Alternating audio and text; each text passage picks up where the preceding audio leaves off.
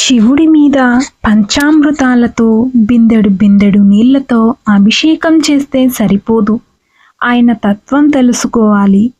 ఆయన్ని బుట్ట నిండా బిల్వపత్రాలు తెచ్చి పూజిస్తే సరిపోదు. ఆయన్ని అర్థం చేసుకోవాలి. ఆయన చెప్పిన ధర్మాలన్నింటినీ పాటిస్తూ మన జీవితానికి అన్వయించుకోవాలి. అలాంటి పూజ ఆయన్ని తప్పకుండా చేరుతుంది. నీ పూజ ఆయన్ని చేరిన మరుక్షణం నీ జీవితంలోనికి ఆయన అనుగ్రహం వరదలా వస్తూనే ఉంటుంది. అదే నిజమైన శివ పూజ అవుతుంది. అలాంటివాడు మాత్రమే నిజమైన శివభక్తుడవుతాడు. ఇంతకీ శివతత్వం మనకేం చెప్తుంది? శివ శబ్దం మంగళాత్మకం.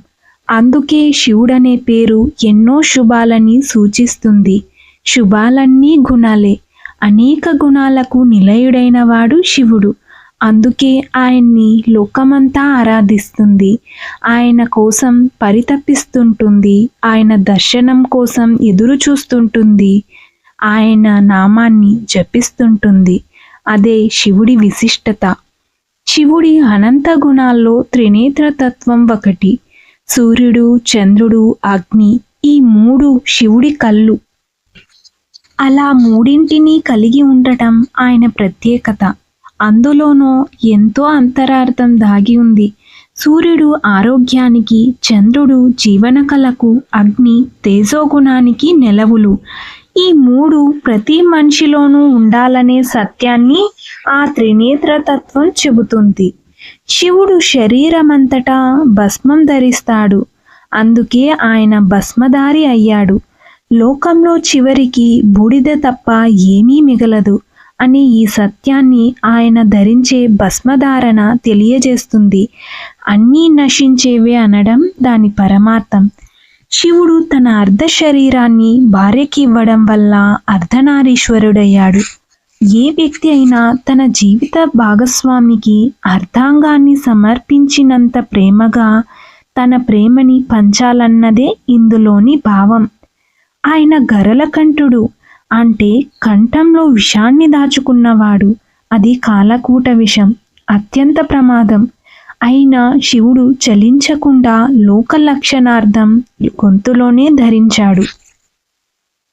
మంచి పని కోసం మనం ఎదుర్కొనే కష్టాలన్నింటినీ గొంతులోనే దాచుకోవాలి. భరించక తప్పదు. జీవుడి అంతిమ యాత్ర ముగిసేది శ్మశానంలోనే. కానీ దాన్ని శివుడు తన విహార భూమిగా చేసుకున్నాడు. ప్రతి ప్రాణి ఏదో ఒక నాటికి అక్కడికి చేరక తప్పదు అనే జీవిత సత్యానికి అది సూచిక. నిరంతరం ప్రవహించే స్వచ్ఛ నది గంగానది. ఆ గంగనే తలపై ధరించిన వాడు గంగాధరుడు. స్వచ్ఛతకు ప్రతిరూపం. ఎవరికైనా నీటితోనే పరిశుభ్రత, పవిత్రత లభిస్తాయి. శివుడి గంగాధరత్వం మానవాళికి మార్గదర్శకం. చంద్రశేఖరుడు అంటే తలపై చంద్రుణ్ణి ధరించినవాడు. శరీరంలో అగ్రభాగం శిరస్సు. అది అన్ని కళలతో ప్రకాశిస్తేనే జీవితం వెలుగుతుందని అంతరార్థం. శివుడి నంది వాహనుడు. నంది అంటే ఆనందింపజేసేది. వాహనం ఆనందాన్ని కలిగించాలని, జీవితయాత్రను సుఖవంతం చేయాలని సూచిస్తుంది ఆ నంది. సర్పహారి శివుడు, అంటే పాముని మెడలో వేసుకున్నవాడు. ఎలాంటి గడ్డి పరిస్థితులు ఎదురైనా సరే వాటిని అధిగమించాలి. సర్పాన్ని మెడలో వేసుకున్నట్లు ఉండాలే కానీ భయపడి పారిపోకూడదు అనేది ఈ నాగాభరణత్వం తెలియజేస్తుంది. శివుడు తాండవ ప్రియుడు. జీవితం ఒక రంగస్థలం. దానిపై నిత్యము ఆనందంగా ఆడుకోవాలి అనేదే సూచిస్తుంది. ప్రమద గణాలకు నాయకుడు శివుడు. లోకంలో ప్రతి వ్యక్తి ధర్మాన్ని నిలపడానికి వీలుగా తనకు సహాయం చేసే శక్తుల్ని సమకూర్చుకోవాలి.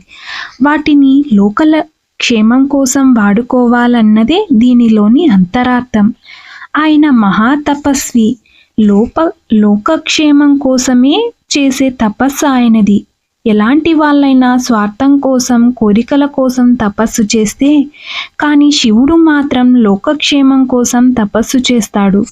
ఏ మంచి పనినైనా సరే దీక్షతో ఓ తపస్సులా ఆచరించాలనేదే, దేనికి చలించరాదు అనేదే ఈ శివతత్వం తెలియజేస్తుంది. ఇలా శివగుణాలు అనేకం, ఇవన్నీ లోకానికి సందేశాలు అందించేవే. దైవాన్ని మనిషి తన జీవన మార్గ లక్ష్యంగా చేసుకుంటే అంతటా శివం వెల్లివిరుస్తుంది. ఆయన ధరించే ఆభరణంలోనే ఇంత అర్థం ఉంటే మరి ఇంకా ఆయన చేసే పనిలో ఇంకెంత అర్థం ఉంటుందో మన ఊహకు కూడా అందదు. సో శివభక్తుల చాలామంది చాలా కష్టాలు అనుభవిస్తూనే ఉంటారు. సో ఆ దైవం మీద ఎప్పటికీ మనం నమ్మకాన్ని కోల్పోరాదు. ఆయన గురించి నేను తెలుసుకున్నది ఈ వీడియోలో చెప్పడానికి అయితే ట్రై చేశాను. ఈ చిన్న వీడియో ఆయన గురించి చెప్పడానికి సరిపోదు. ఆయన గురించి చెప్పడానికి ఒక మహాపురాణమే ఉంది, అదే శివపురాణం. సో ఈ వీడియో మీకు నచ్చినట్టయితే లైక్ చేయండి, షేర్ చేయండి, తప్పకుండా సబ్స్క్రైబ్ చేసుకోండి గాయ్స్.